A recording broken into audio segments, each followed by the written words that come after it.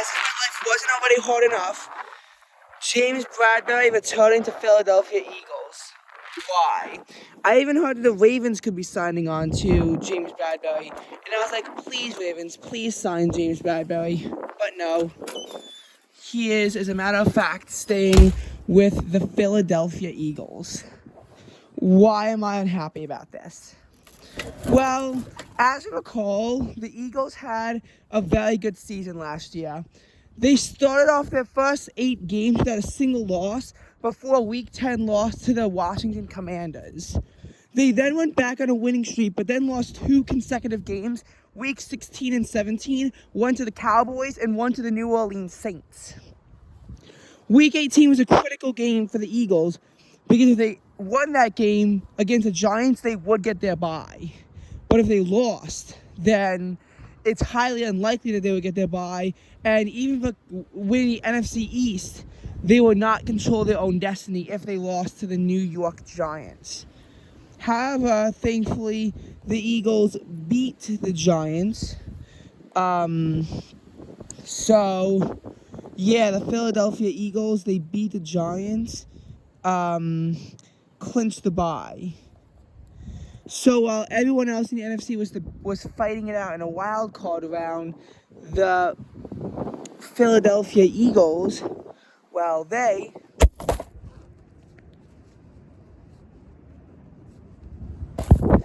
were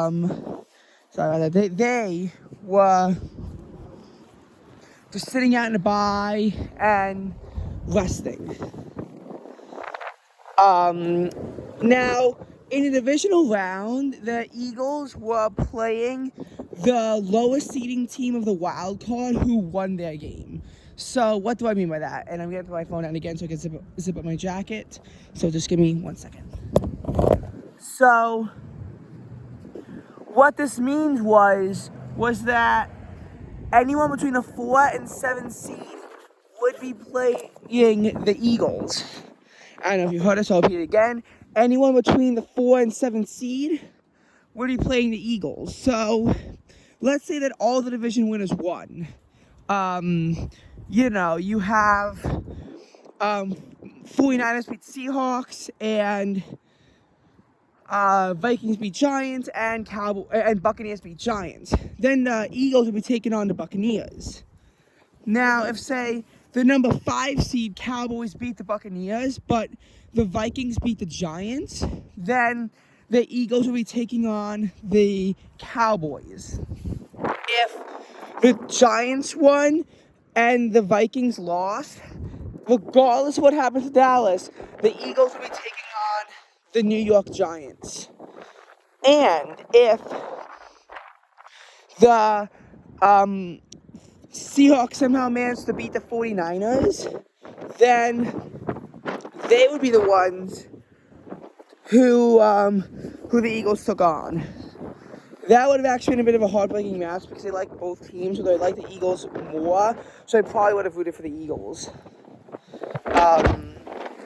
Oh my God, it's so windy. So, as far as the Eagles went, they steamrolled through both the Giants and the 49ers. And they were steamrolling through the Super Bowl too, and were up 24-14 at halftime. That's a good margin, but it's certainly surmountable. And when the Eagles defense does not know what they're doing in the second half, it's easy for the Chiefs to do things like make 65-yard punt returns. Like, Eagles, what were you doing? You were literally running away from them. No, you tackle them. You don't run away. This is the NFL. If you don't want to be injured, play in the MLB or the NBA. Not in the NFL. You play in the NFL, you get tackled. That's how it works. But the Eagles managed to tie up the game 35-35 thanks to scoring a touchdown and getting a conversion. With 315 seconds left of the game was tied, but with the Chiefs having possession. But there was a critical incomplete pass from Patrick Mahomes to Juju Smith, which should have given the Eagles the ball and have given them a good chance of victory, or at least throwing the game into overtime. All they had to do is not be an idiot and do things like lateral lunatic, which was an infamous Week 15 loss of the Patriots to the Las Vegas Raiders, in which, as we know, the Raiders didn't make it anyway, but that play is what kept the Patriots out of the playoffs and why the Miami Dolphins clinched that number 7 seed instead of the Patriots. I think Patriots were actually down to the number 9 seed. But there is no number 9 seed, so they were down in the number 9 slot and were eliminated from playoff contention once the Dolphins won. So, as far as the Super Bowl went, there was about 2 minutes left in regulation, and it was, again, an incomplete pass, but apparently James Bradberry was holding. Now, this was a controversial call, and refs have been known for meddling in the business of Super Bowls and making controversial calls. I would say that from my perspective, the referee seemed slightly biased in favor of the Chiefs, but it was nothing as egregious as, say, that Super Bowl where the Seahawks lost, where they really should have won, and the referee even apologized for meddling in the game. I forget what Super Bowl that was. It was around 15 years ago. 20 years ago, so I don't know which one it was, but it was definitely a Seattle Seahawks loss when they should have won. Seahawks finally won the Super Bowl in 2014.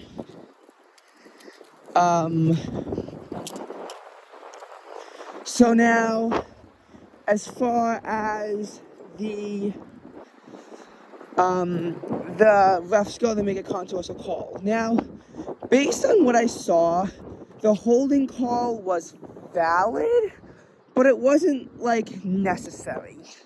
Like, I bet that the Chiefs, if did something that's questionable, they might not have made the same call. They might have. There's a good chance they would have, and I'm definitely not trying to say that the game was rigged and that the Eagles should have won. I'm not trying to say that. In a borderline case, I trust the refs. The refs know more than I know, and in questionable calls, that's what the refs are there for. I endorse this completely. I endorse the call completely. But it did throw the Super Bowl to the Chiefs as they scored a game-winning field goal to win 38-35. Pretty much the exact same way they beat the Cincinnati Bengals, only in the Bengals game. They didn't actually make a comeback. It was the Bengals who were attempting a comeback, but they lost 23-20 to the Chiefs, which was, fun fact, the same score as their loss to the Rams in the Super Bowl in 2022. Rams would have a 5-12 record this year and would miserably fail to make the postseason. As a matter of fact, it's the worst record of any defending Super Bowl champion in history. Now, what's our problems with this, with the decision to resign? Well, Bradberry threw a Super Bowl, and for a long time, his future remained in doubt. And I even heard word, like literally on Friday, that the Eagles doubted they would re-sign Bradberry. And the Baltimore Ravens wanted him. So my thought was, perfect. The Ravens can have him. They're a team that I don't really care about one way or the other. And maybe he can throw them an important playoff game. The Ravens actually had a lead against the Bengals, but they managed to blow that in the wild card. Actually, in the 3 games in which the highest seeding team wound up losing in all of those, and where the highest seeding team wound up winning, the lowest seeding team had the lead, and they made a comeback. Like, in the Seahawks vs. 49ers game, the Seahawks were up 23-22 at halftime, I think, or something like that, or maybe 24, I don't know. The game ended 41-23 49ers, it was down in defeat. I don't actually know what the score was at halftime, but I know the Seahawks were barely up. In the Bills vs. Dolphins game, the Dolphins were up at the end of the third quarter, and the Bills only won 34-31. And again, the Ravens were up at halftime, they still lost. And of course, the infamous Chargers lost, where they were up 27-0, and still lost to the Jaguars 31-30. So, there's a lot of that stuff going on. But, as far as the Super Bowl, Bradberry threw it, and I do want him off the team, and I was getting my hopes up. So, as you can imagine, yuck, I stepped in that. This must have, flooded from the storm yesterday. So yeah, James Bradberry, he re-signed to the Philadelphia Eagles. I am, definitely unhappy about it. I could see the angle as to why they would want to re-sign James Bradberry, because, I mean, he was in the Super Bowl. He did help the team get into the Super Bowl, and also lead them to a 14-3 record. Having said that, I'm still emotionally just taunted by this, because I really wanted Bradberry off the team. I made a video of me cussing out James Bradberry for what he did in the Super Bowl and his incompetent decision, and the Eagles are still re-signing him, and that just gets to me a little bit. Well, hopefully the Sixers can pull it off in the NBA playoffs. I will be following those games a lot more closely now. Maybe putting some Sixers games on TV as the playoffs begin to approach and seeding becomes a bit of an issue. I will definitely make a video to alert you when the Sixers actually make the playoffs. Embiid, actually one time led a comeback against the Portland Trailblazers very recently, and and won the game by 1 point.